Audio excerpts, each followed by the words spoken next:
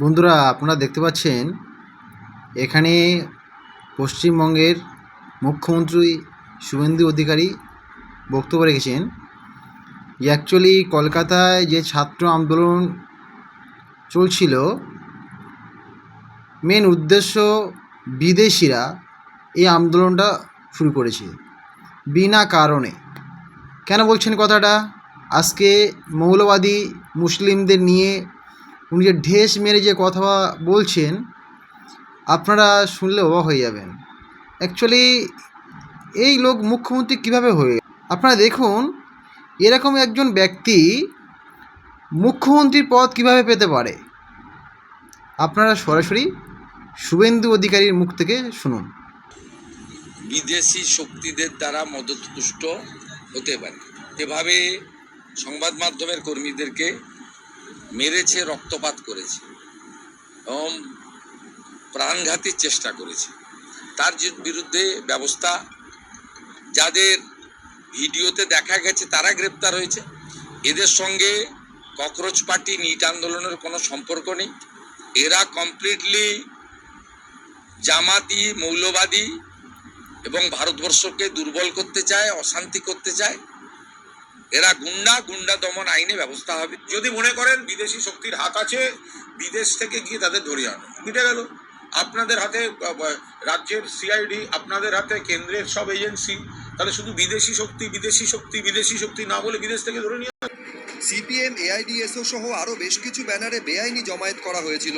ওরা অনুমতি চাইলেও সেই অনুমতি দেওয়া হয়নি। উত্তেজনামূলক বক্তব্য দিতে শুরু করেছিলেন। এরপর পুলিশ আর সংবাদ মাধ্যমের কর্মীরা আহত হলেন, কারণ লাঠি চালানোর পাশাপাশি বোতল পাথর ছোড়া হয়েছিল। সরকারি সম্পত্তি নষ্ট হয়েছে। আইন মেনে আন্দোলন করার পাশাপাশি শান্তি রক্ষা করাও উচিত ছিল, যেটা ওরা করেননি। ধৃতদের হেফাজতে চেয়ে সরকারি আইনজীবী আরও জানান, 14 জনকে গ্রেফতার করা হয়েছে। এই মামলায় 121-এর 1 ধারায় মামলা রুজু করা হয়েছে। এটা জামিন অযোগ্য। এছাড়াও সরকারি সম্পত্তি নষ্টের মামলা রুজু হয়েছে। এছাড়াও 10 বছরের সাজা হয় এমন ধারাও রয়েছে। 9-15 West Bengal maintenance of public order অ্যাক্টে মামলা রুজু হয়েছে। অন্যদিকে জামিনের আর্জি জানিয়ে অভিযুক্ত পক্ষের আইনজীবী দাবি করেন, যারা গ্রেফতার হয়েছেন তারা দেশবিরোধী নন, তারা জঙ্গি নন। দরিনা ক্রসিংয়ে মিটিংয়ের অনুমতি ছিল, পুলিশ ছিল, তাও বলা হচ্ছে যে প্রভাবিত করা হচ্ছিল বা উস্কানি দেওয়া হচ্ছিল। প্লাস্টিকের বোতল নাকি বাজেয়াপ্ত হয়েছে, সেটা বিপজ্জনক অস্ত্র নয়। পুলিশ আহত হননি, সাংবাদিক আহত হয়েছেন। অভিযুক্ত পক্ষের আইনজীবী আরও দাবি করেন, দিল্লিতে কেন্দ্র সরকার সব এফআইআর তুলে নিয়েছে, তাহলে কি রাজ্য সরকার কেন্দ্রকে মানে না? ধৃতদের হেফাজতে রাখার মতো কিছু হয়নি। বিষয় আমরা তুলে ধরিয়ে দেখালাম। এফআইআরের বাইরে অতিরিক্ত মাত্রায় অবাঞ্ছিত কথাবার্তা, বিভিন্ন ইস্যু ধরে ধরে তুলেছেন। মঙ্গলবার পর্যন্ত ইনভেস্টিগেশনের স্বার্থে রাখা হলো। মঙ্গলবার এই আসামিদের কোর্টে প্রোডাকশন হবে। ওই দিন বেলের আবার জামিনের কথা বিবেচনা করা হবে। 14 জনই থাকবে। সব পক্ষের বক্তব্য শোনার পর ধৃতদের 2 দিনের পুলিশ হেফাজতে নির্দেশ দিয়েছেন বিচারক। জুতো খুলে এই ছবিটা কি আছে, আমি কোথা থেকে এসেছে সেটা আমরা বলতে পারি। উনি তো এটা উনি আছে। অশান্তির ঘটনায় তো বন্ধুরা, আপনারা শুনলেন, এটা পশ্চিমবাংলার মুখ্যমন্ত্রীর কথা।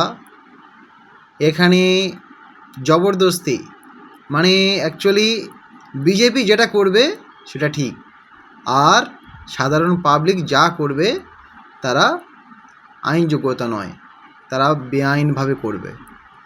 এই সমস্ত কথা আপনারা দেখুন আর ভাবুন কী করবেন। মুখ্যমন্ত্রী শুভেন্দু অধিকারীর আরও অনেক কথা আমার কাছে রেকর্ড করা আছে, তো আপনারা শুনলে অবাক হবেন। ঠিক আছে, আমি এই মুহূর্তে শুভেন্দু আরও কিছু কথা আপনাদেরকে তুলে ধরব। দূরবীন লাগবে খুঁজতে, দূরবীন লাগবে। কালকে অনেক বড় বড় কথা বলেছেন, সামনে হাত নাড়তে নাড়তে আপনাকে আমি বলে গেলাম, ততই এই রাজ্যের ক্ষেত্রে অশনি সংকেত। আপনি শুধুমাত্র আপনাদের পারমিশন দেওয়ার ক্ষেত্রে 25 বার পুলিশকে ভাবতে হবে। আপনাকে ওই বিকালবেলা চপ খেতে খেতে ফেসবুকই করতে হবে। এখানে আপনারা শুনলেন যে মুখ্যমন্ত্রী শুভেন্দু অধিকারী অ্যাকচুয়ালি কী বলতে চাইলো। দেখুন, এই পশ্চিমবাংলার বুকে আর কোনো দিনের জন্য কোনো জমায়েত করতে দেয়া হবে না। আর যদি দেয়া হয়, পুলিশকে 10 বার ভাবতে হবে, এ কথা বলেছেন। তো বন্ধুরা, এখানে এই সমস্ত কথা পরে আপনারা কি বুঝলেন? এটা কি গণতান্ত্রিক দেশ? এটা কি গণতান্ত্রিক দেশ বলে আপনাদেরকে মনে হচ্ছে? এখানে বিজেপির শাসনিত রাজ্য। অ্যাকচুয়ালি বিজেপি যেটাই বলবে সেই কথার বাধ্য আপনারা, তা না হলে আপনাদেরকে জেলে যেতে হবে। কোনো রকম কোনো আন্দোলন করা যাবে না। আন্দোলন করতে গেলে আপনাকে পুলিশের হাতে মার খেতে হবে এবং জেলের ভাত খেতে হবে, এ কথা পরিষ্কার বলে দিয়েছেন শুভেন্দু অধিকারী। তো বন্ধুরা, আমি এই সমস্ত ভিডিও নিয়ে আপনাদের সামনে এসছি, আরও আসবো।